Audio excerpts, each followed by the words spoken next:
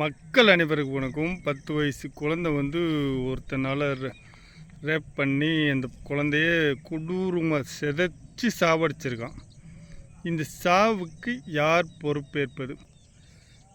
இந்த சாவுக்கு யார் பொறுப்பேற்பது? அந்த குழந்தையின் பெற்றோர்கள் பொறுப்பேற்கணுமா? இதுக்கு என்ன ஒரு தீர்வு? இதுக்கு என்ன தண்டனைகள் இதுவரைக்கும் இப்படி நடந்த கேஸுக்கு கொடுக்கப்பட்டதுன்னு தெரிய வேணும்.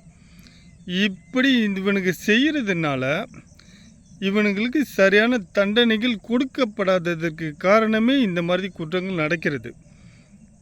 இவனுங்களை போக்ஸ் சட்டத்தில் கைது பண்ணாலும் கொஞ்ச நாளில் வெளியில் வந்துடுறானுங்க. ஏன் வர்றானுங்கன்னு தெரிய மாட்டேங்குது. நான் ஊரில் இருக்கேன், ஊரில் இந்த வீடியோ போகிறேன். இவனுங்களுக்கு இப்போது இவனை அரெஸ்ட் பண்ணி இவனை கொண்டு போய் சோறு போட்டு காலை உடச்சி ஆஸ்பத்திரியில் வச்சு இவனுக்கு என்ன தண்டனை கொடுக்க போகிறாங்கன்னு எனக்கு தெரியலை. மக்கள் அதில் ஒரு அம்மா நாங்கள் விஜய்க்கு ஓட்டு போட்டோம், விஜய் இதில் கேட்கல, நாங்கள் மாற்று இது வேணும் அப்படின்னு சொல்லி ஒருத்தவங்க அவங்க கும்பரில் கதறினாங்க. எங்கேயோ ஒருத்தன் பக்கத்து வீட்டுக்காரன் அந்த பொண்ணை இந்த மாதிரி செஞ்சதுக்கு இதுக்கு யாரும் கவர்மெண்ட்டு பொறுப்பேற்க முடியாதுன்னு தான் நான் சொல்லுவேன். ஏன்னா இந்த மாதிரி குற்றங்கள் நிறைய இடத்துல நடந்து கொண்டு தான் இருக்குது. அவன் யார் அப்படி என்னதுன்னு நம்மளுக்கு தெரியாது.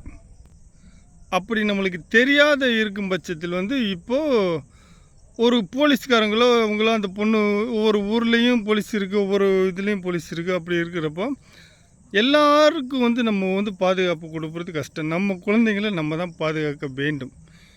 இந்த தண்டனைகள் அதிகமானால் தான் குறைஞ்ச ஒரு 10 வருஷம் தண்டனை கொடுத்தா அவனுங்க இந்த மாதிரி செய்ய மாட்டானுங்க.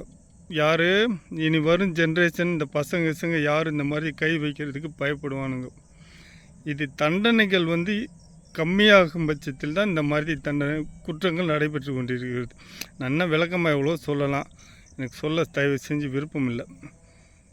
இந்த குற்றத்திற்கு சரியான தண்டனைகள் கிடைக்கும் பட்சத்தில் தான் இது தீர்வு சரியான முறையில் காணப்படும்.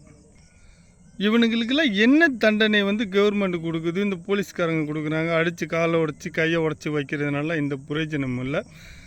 எவனையாச்சும் இது வரைக்கும் தூக்கில் போட்டு சாவடிச்சிருக்காங்களா, என்கவுண்டர் பண்ணியிருக்காங்களா, இல்லை ஸ்பாட்லேயே மக்கள்கிட்ட அடித்து சாவடிச்சிடணும் அப்படின்னு சொல்லியிருக்காங்களா? ஏதாச்சும் ஒன்று நடைமுறைக்கு வந்தால் தான் இவனுங்களை திருந்துவானுங்க, அந்த பசங்க மேலே கை வைக்கிறதுக்கு பயப்படுவானுங்க. இப்படி கொடூரமான அந்த பிள்ளைய ரேப் பண்ணியிருக்குன்னு சொல்கிறாங்க. அடித்து சிதைச்சி மூஞ்சியெல்லாம் சிதைச்சி சாவடிக்கிறதுக்கு அவனுக்கு என்ன ஒரு மனசு இருந்துச்சுன்னு எனக்கு சொல்ல தெரியலை.